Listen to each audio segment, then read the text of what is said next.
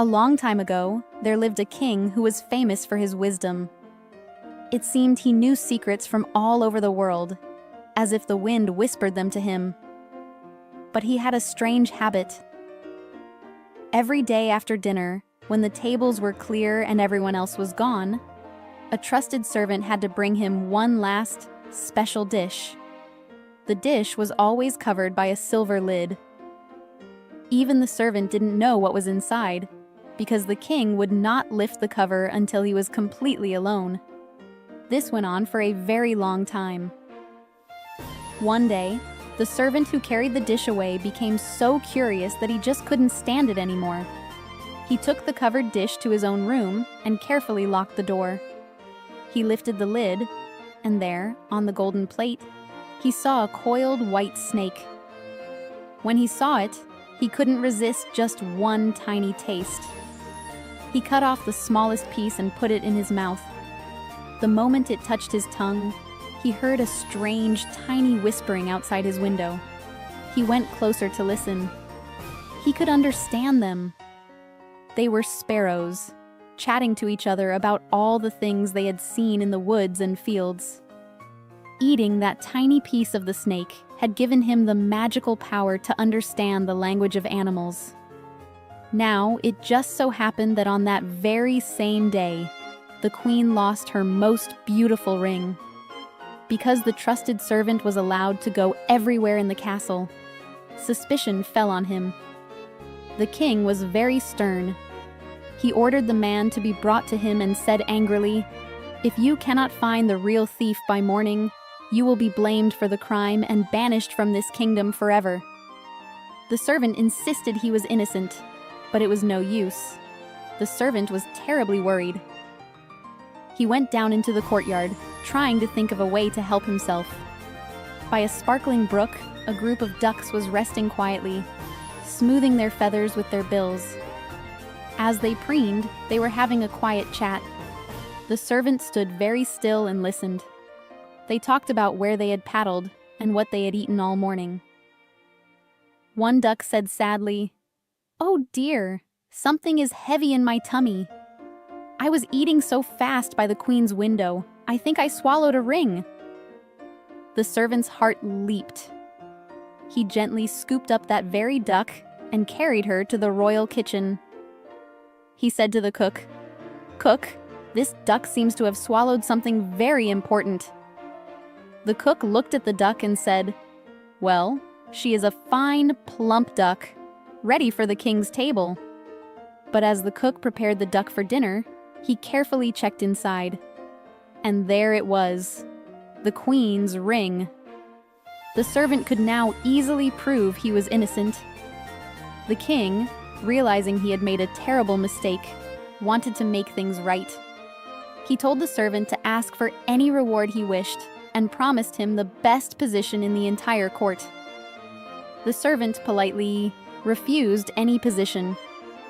He only asked for a good horse and some money for traveling.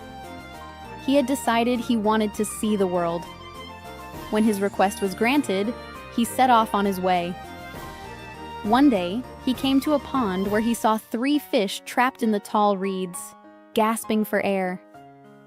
Even though people say fish are silent, he could hear them crying that they were stuck and couldn't get back to the water.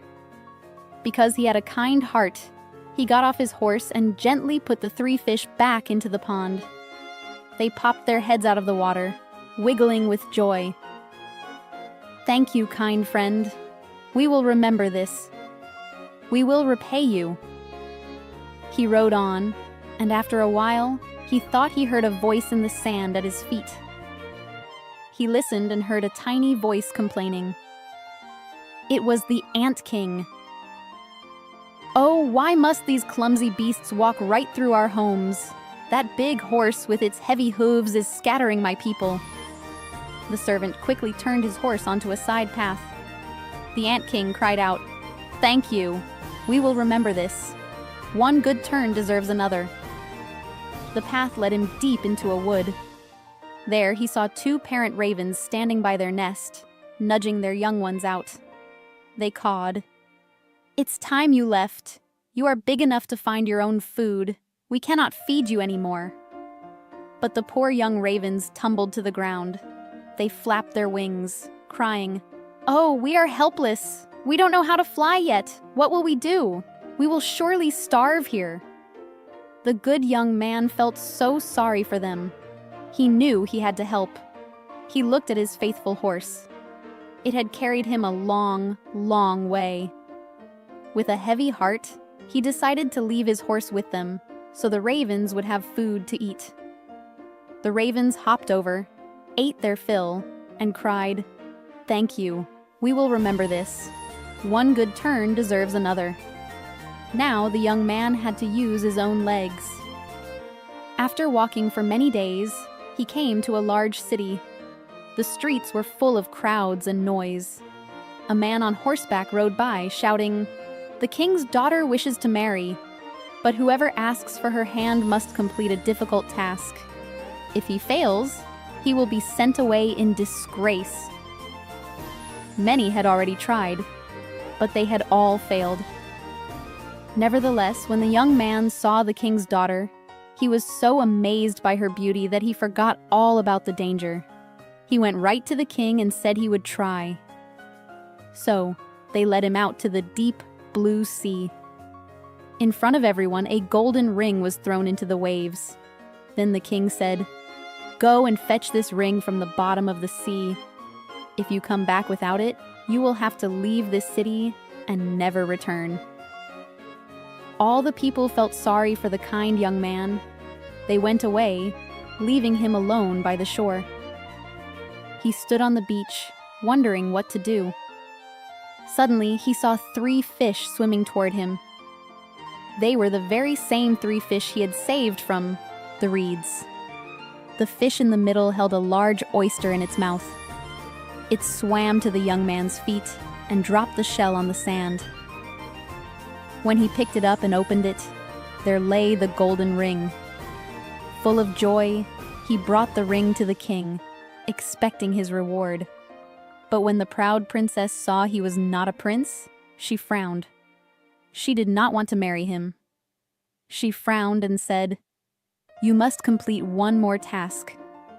She went down into the royal garden, and with her own hands, she scattered 10 big sacks of tiny millet seeds all over the grass.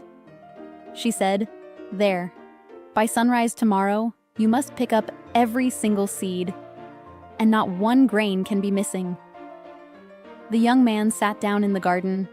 He knew it was impossible. He sat there feeling very sad, waiting for the sun to rise, sure that he would have to leave in disgrace. But as soon as the first rays of the sun shone on the grass, he saw all 10 sacks standing side by side, perfectly full. Not a single seed was missing. The Ant King had come. He brought thousands and thousands of ants from his kingdom. The grateful creatures had worked all night long, picking up every tiny seed and putting them back in the sacks. The princess herself came down to the garden. She was amazed to see that the young man had done it, but her proud heart still would not soften.